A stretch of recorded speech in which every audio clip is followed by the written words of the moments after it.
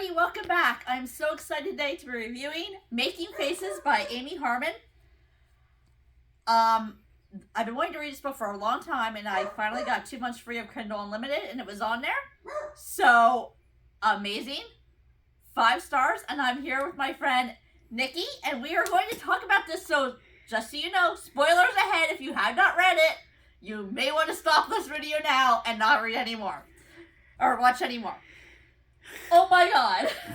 So, it's Fern is a young girl who takes care of her cousin Bailey, who has some kind of muscular dystrophy type thing. Yes. Is that right? Yeah. And she basically takes care of him. He ends up being wheelchair bound, and she is his caregiver at school, and his dad is a wrestling coach. And since she was 10 years old, she fell in love with Ambrosia Young, who is a hot wrestler. Yeah. And she is not pretty. And everybody tells her she's not pretty. Everybody tells her she is not a very pretty person.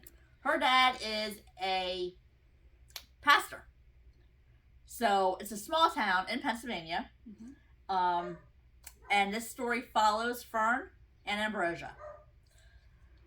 I don't even know where to start. At the beginning of when Ambrosia and Rita got together and she was writing the letters, it reminded me of Roxanne. Yes. With Steve Martin in the movie where he has the big nose and he's like talking for somebody else. That was my first thought when I was reading that. Yeah. And I didn't really like Rita because I thought she knew that Fern loved him and she still went out with him. Like, I just thought that was kind of... I think, though, Fern didn't have a lot going on for her. Because even though Fern wasn't very pretty, she had everything else. She had the personality. She was a very beautiful person inside. Yes. And that's one thing I loved about this book, because it taught you the different... Like, it shows you beauty is... You want to say in the eye of the beholder, but it's not always appearances. Yes. And your appearances can change. Mm-hmm. Which it did in this book.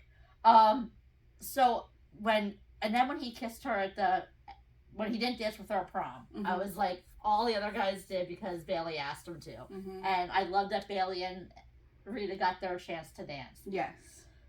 Even though her boyfriend wasn't that pleased about it. No. Well, her boyfriend was an ass. He's not a good person. No. He's very hot. But he has a very black soul heart. Yes. And he's jealous of Ambrosia as well. Right. It's a competition for him and everything. Yeah. Right. He had his hair the same way Ambrosia did and everything. Then 9/11 happens, and Ambrosia's mom is in New York, and she works in the towers, and it hit him hard. Of course, she's fine. But it hit him hard, and, they have a graduation thing. They have a party, before he's going off to the war, because he enlists and he gets his buddies to enlist, and they weren't going to, and he talks them into it because they all did everything together. All 5 of the best friends, they all did everything together, and he ends up kissing her before they leave. Mm-hmm. And of course he won't tell his friends that because she's Fern, she's the ugly duckling, she's the one everybody picks on and makes fun of, including him. Mm-hmm. Including him. And she said she would write him. And while he's away at the war, he starts thinking about that and thinking about he fell in love with the person who was writing those letters, and that's who he wanted to be with. And he has every intention. They're coming back in like 2 weeks to see if him and Fern can make it work. Mm-hmm. And then travesty hits. They hit an IEP? IED. Yep. Mm-hmm. And all of his friends die, except for him, and he is deformed. Mm-hmm. On his face, half of his face. Yeah. He loses his ear, he loses the sight in his eye, and when he comes back, he locks himself away. Nobody wants to see him now because he's hideous and he's a beast. And he's all the families are blaming him for everyone else dying. He talked them into going. If he didn't make them go, they'd still be alive. Mm-hmm. And he has that own guilt. Mm-hmm. His dad owns a bakery and a grocery store type thing, and that's where Fern works. And when they wrote their letters back and forth when she was pretending to be somebody else, they would do questions on, kite or balloon, and you would circle. So she has a whiteboard there, so she starts writing stuff on it to see if he'll respond to pull him out. Mm-hmm. And he finally does. And one thing about Fern too is while he was gone, she blossomed. She really, yes, she becomes pretty. She becomes like the swan. Like Ugly Duckling becomes the Ugly Duckling, this beautiful swan. yeah. But she doesn't see that. She still sees herself as being this ugly duckling. Mm-hmm. So she brings him out, and they form a friendship. Yeah. I think that's what you would call it. Yeah. Yes. And he helps her with Bailey because Bailey wants to go up. All the friends were buried up on a hill where Bailey can't go because his wheelchair. So he carries him up there, and Bailey gets him back into wrestling, and helps bring him out of it. And she thinks because he will only ever kiss her when it's dark that he's embarrassed about to be seen with her, and he has to explain to her, no, it's me that you don't want to be looking at me. And all while this is happening too, Rita ends up marrying her high school boyfriend, and because she got pregnant, and he's very abusive of her. Yes. So they're dealing with that as well. Right. And of course, Ambrosia has no feelings for Rita whatsoever, as far as romantic feelings. I mean, and the boyfriend, like she said, her husband, he beats her, and Bailey was in love with Rita. Mm-hmm. And Rita made the comment that she loved him too, but she could not be with somebody who she'd have to take care of. So, like, love wasn't enough. Yeah. She would not be taking care of somebody. She was self-centered. Yeah, and she didn't. And her mom took care of her dad, so she felt like she couldn't do that. Yeah, she didn't have the best upbringing. No. So I think that played in that a lot. Right. So fast forward a little bit. Bailey's going to visit them at he thinks they need supervision. They can't be alone together. So he's going to visit them at the grocery store. And his mom always makes him wear a headlight with his wheelchair. And he hears a baby crying, a child crying. Rita's unconscious. He grabs the child, gets the child on his lap. He can't lift his arms and stuff, so the child has to kind of do everything. And the boyfriend, the husband, kind of runs him off the road. He has 911 on the phone. Mm-hmm. He flips forward. He cannot move himself up. The baby, who's 2, I guess. Yeah. So he went flying. He found the child, took the child, and left Bailey there. Until everybody got to Bailey, Bailey was gone. Yeah. And so Fern calls Ambrosia, tells him they're at the hospital with Brody. At this point, nobody knows that Brody's gone, or Bailey's gone. And so now Fern is dealing with the devastation of losing her cousin, who she's always taking care of. Yeah, they were more than siblings. I think they had a bond because they were both pregnant at the same time, both the sisters. Mm-hmm. So she spent her whole life taking care of them, and they were like best friends, and they were cousins, and they were like siblings, and Fern would help him with the itch on his nose or whatever he couldn't do, make sure he was well taken care of. The only thing she couldn't do was take him to the bathroom.